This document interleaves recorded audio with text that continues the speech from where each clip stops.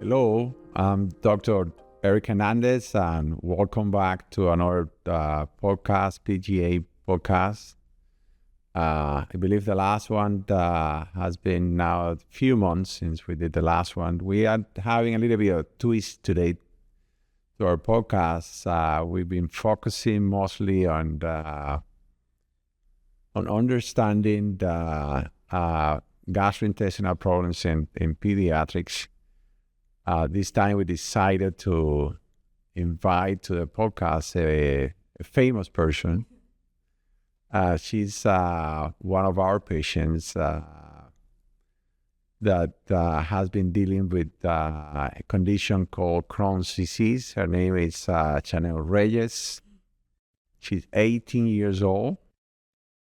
And let's see how it goes. Chanelle, you was telling us before you're a senior in high school, Yes. and the school name? I go to Corey. Corif. And you've been very active in cheerleading now as well. Yeah, I've been doing cheerleading since I was in first grade. Wow, it's a very long time. And what's the plan for next year? College life. Hopefully I get into UM. I find out next month. So you're applying to UM. Yeah, I already applied. So planning is just likely to stay in town Mm-hmm. and cheerleading afterwards. I think this will be my last year. So, but you're gonna still stay active in Yes. in sports or Yeah, hopefully. or physical activity, Mhm. which I think is gonna be very important for you as well. Yes. You are good. Mom is here too. She's behind the camera. Diana Reyes, and I think she's been very part of the team, or instrumental in the good progress and good outcomes on Chanelle. I met Chanelle how long ago? It was, how many years ago? 3 years ago, almost 4. 3 years ago. So I met her. I believe it was in the hospital. Yes. She was having the significant amount of abdominal pain, diarrhea, and striking that she has significant deep ulcerations or lesions through her skin, body, and inside her mouth too. As part of the testings, which was a lot, we ended up doing the ultrasounds, MRIs of the abdomen, stool testing, blood testings, and then finally we ended up doing an endoscopy and colonoscopy. And that's when we find out that she has Crohn's disease. Were you healthy before this 3 years ago? Yeah, I think I was pretty healthy. Like, nothing wrong, normal life. So out of the blue, we just started having the symptoms and the discomforts and so on. It was very shocking and striking for us and the family that she facing this type of chronic disease. And back then we started you on treatment for Crohn's disease. Yeah. Just for the audience, Crohn's disease is a chronic inflammation of the gastrointestinal tract, and is mediated by the person's immune systems. And once the inflammation happens in the gastrointestinal tract, it's like your own gastrointestinal immune system doesn't, it gets super activated. And now your own immune system is going to be part of the inflammatory cascade or process of the gastrointestinal tract. And that immune system doesn't know how to turn off. Mm-hmm. And the inflammation is just continues and progress. I mean, it's not only a significant amount of discomfort, you have significant skin lesions as well. And then back then the decision was just phased to start on treatment, which we're gonna talk a little bit about that. Now about yourself. So I mean, we're about to hear about the UM call, so hopefully next week, let's see how it goes. Hopefully. So how you been dealing with this issue of Crohn's since you were diagnosed for the past 3 years? It's been hard, honestly. Switching like with medications back and forth. It's difficult, but it like happens, I guess. And I just learned to go through it and like focus on other things that had nothing, like take my mind off of what I'm going through and like really focus on other things so it wouldn't take such a toll on my mental health. The reason that I'm asking you this type of question is because there are many teenagers and kids who are we are running through the same issues. Right now, I was checking yesterday, and we are seeing over 300 kids with Crohn's disease now in the practice. So you are not alone, and that's throughout the whole country.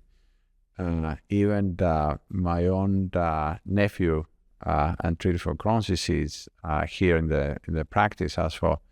So talking to you is just to see how we can open doors and to other human beings exactly the same entity and how they can cope with this in the future. Every time that I see you, you are laughing. So it's the first time that I see you, like you're serious. I guess it's because of the interview. But you are one of the happiest patients human beings that I know, and at least that tells me that being active, I guess, in cheerleading, Yeah. and exactly what you say, just getting your focus out of the problems and then focus on something, I guess, more that you like or Yeah. you enjoy. Mhm. That helps you a lot. Yeah, it does.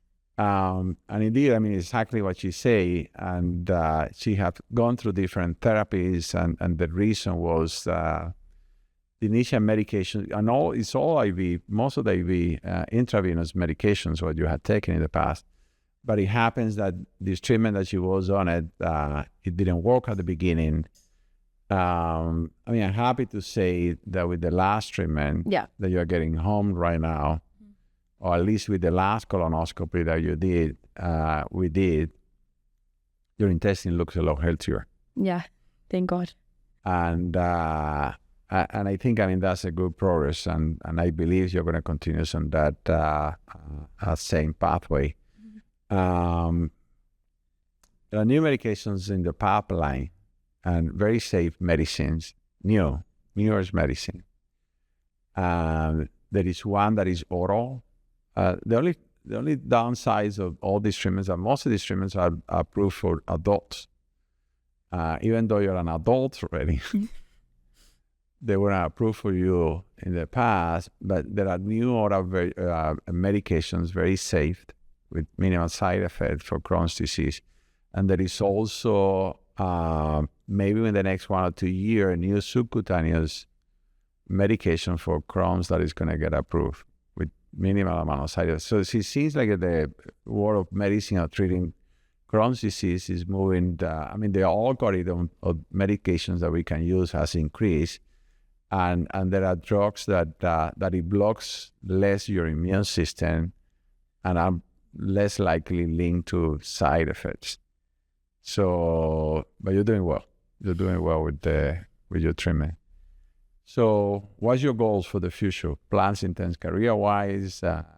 What's the plan? I plan to hopefully get into nursing school and become a nurse. That would be great. To help kids. I didn't know that. That's great. Yeah. And they're very good nursing school here. Mm-hmm. has it. Miami has it. FIU has a good nursing. Yeah, I heard.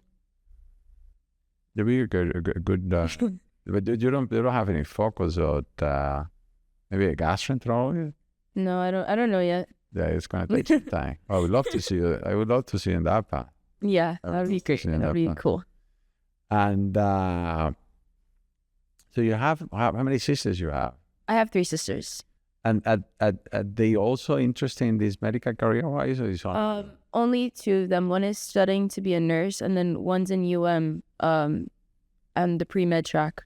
And the one who's interested in med is the one that is a little bit older than you, or Yeah, they're both older than me. The one that's studying to be a nurse is the second child, and then the one that goes to UM is the third.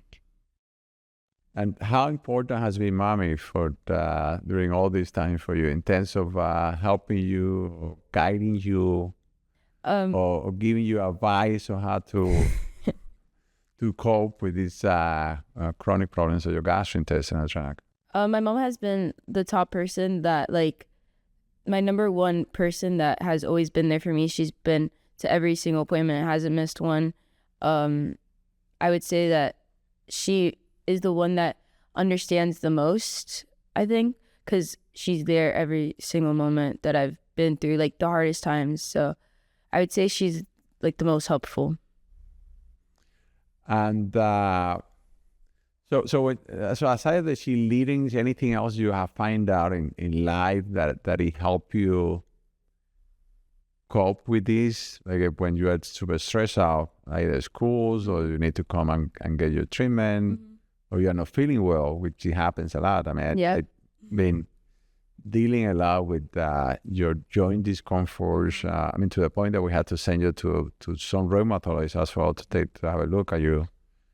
So what else did you have been able to find or do when you are not feeling well? I usually, like, to get my mind off things, I know, like, I usually think mostly about cheerleading, and I put all my attention on that so I don't have to think about anything else. Also, I kind of just like to, if I'm not feeling well, I usually like to lay down because I think, and like go to sleep, because that's what, you don't feel pain while you're sleeping. So I like to sleep. How active are you in practice? Like how often do you practice? How often? Well, I used to do all-star cheer until this year, but I still do cheer inside of school too. So I used to practice every day, Monday through Friday, and sometimes on the weekends. But this year it's been mostly like 3 days a week. And one of your friends in the same team also has Crohn's, has colitis too. Yes. So we've been treating her also for colitis, and she's a cheerleader too. Yeah, she's a cheerleader. And so had this dealing with Crohn's has impacted your life in terms of the way you eat? So had this has forced you or make you think about changing the way you eat? Yeah, like I completely had to change my diet completely. At least like the first year I was really good at like following what I had to eat. And then I slowly guided off of that. But, So my question is more toward, I'm going to be a little bit more specific. Again, it's just trying to help. We are trying with me, trying to help other patients with going through this. So when you have changed your diet or habits, it's like the type of food you eat is a different kind of food. So like you were eating more fast food or processed food in the past, or I had to change from eating less fast food to like more healthy food, like protein, veggies. Obviously, I still ate that before, but I would have to like cut out fast food almost all the time. Like now I eat maybe fast food like once a week to like treat myself. But what kind of fast food? That you like, Chipotle. Okay, that's not too bad. Yeah. And has that been difficult? Like adapt to a new dietary changes? Yeah, because I'm a really big foodie, so I really like food. Like I just love eating food, so it was really difficult to completely switch from eating everything I wanted to like holding myself back to like not eat certain things. Yeah, we also recommend our patients just to avoid or prevent during flares to have not to focus too much on processed food or fast food, but nutrition is super important during flares, all flares, because keeping a good nutrition is important with active inflammation. Now, I wanted to dig a little bit more on your diet.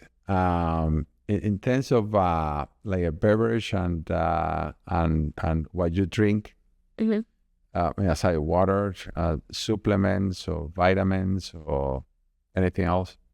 Honestly, I really just drink water. I I don't like to drink other things. Like I steered off like sodas completely. I don't take vitamins. I don't take vitamins. Anything you miss from your previous diet Um, that you had cravings that you say probably? I mean, I would have cravings, obviously, and I feel like I got used to changing my diet. I feel like it's not as hard anymore as it used to be. Like now I know the consequences of eating still what I want, and I just chose not to go through that. Like, and had that changed your weight? yeah. I think in the hospital I lost a lot of weight, and then with steroids I kept on gaining weight, it kept on switching, losing, gaining. But now that I found like a stable way of eating, I feel like I've been losing weight, I would say. And the weight loss now is a good weight loss. Yeah. I mean, it's a healthy weight loss. Yes. Okay. And I'm gonna leave you alone with the diet. I wanted to ask you, had this dealing with Crohn's, it has impaired your abilities or capacity to keep on doing cheerleaders or missing schools or like daily activities? If this has been a block to your daily activities, or how you cope with that? It definitely took time away. I know when I first got sick, I had to stop doing cheerleading for I think about like a month because I couldn't move my arm, and that was like a big thing. And I still had not a lot of strength, I would say, after being in a hospital bed for like 2 weeks. For school, I missed about a month of school, and at least that first year of being sick, I almost missed like 3 days of school a week, like because of appointments, treatments, like just feeling bad normally.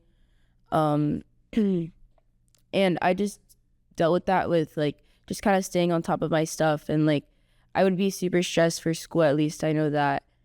And it kind of like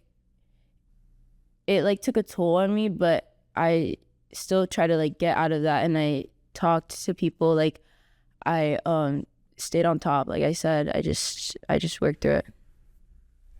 Chanelle is very beautiful, and she doesn't look like nothing went through her, and I'm glad that your resilience and all the support of your family too, that has been very important from my point of view. Mm-hmm. But your presentation was tough. I mean, it was so severe at the beginning that I felt compared to all the physicians and people to know what you went through, to the point that would report on a medical journal your presentations and what it happens to you.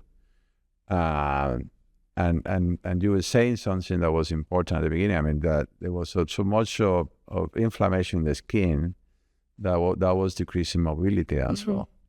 You went through a lot. But I'm happy that you're much better nowadays. So any wishes for the future in terms of nursing or anything else that you would like to? Hopefully I just get through nursing school and I become a nurse, and I really just want to help kids. Like kind of everything that I've gone through, it makes me want to be there for kids that are going through stuff like me. Like that's all I wish for. And I'm going to try to push you a little bit towards GI, gastroenterology. You're going through it and you're so good at this. That probably should learn. And actually you have both of you have good interactions with Mikey too, which is a nurse in charge of all the infusions here. It's very good too. Yes. And I'll be glad to help you as much as we can. I'm going to ask you one last question before closing out the podcast. Anything from your point of view you think is important for the other kids or teenagers? Here, my nephew that is going through it. Actually, I'm glad that I just heard from my family that that he's more into swimming now. So sports is helping too as well. So you feel that as a recommendation for teenagers or kids like you, it would be important for them to stay active and eating healthier? Yeah, honestly, I think that was like, I think like still being into still being in cheer really helped me throughout everything, and like keeping a strict diet. So like, sports is a plus. Sports, I think, honestly, I really do think it was like the thing that saved me. Like it took my mind off of like my illnesses a lot. And would you encourage them also to focus on healthier lifestyles in terms of dietary changes? And eating Yeah, healthier, I think and it. forgetting about the process of yummy fast food. Yeah, I think it actually helps a lot. Once you get into that stable and like stay on that cycle of eating good, it will really help you and benefit in the long run. And in terms of school activities,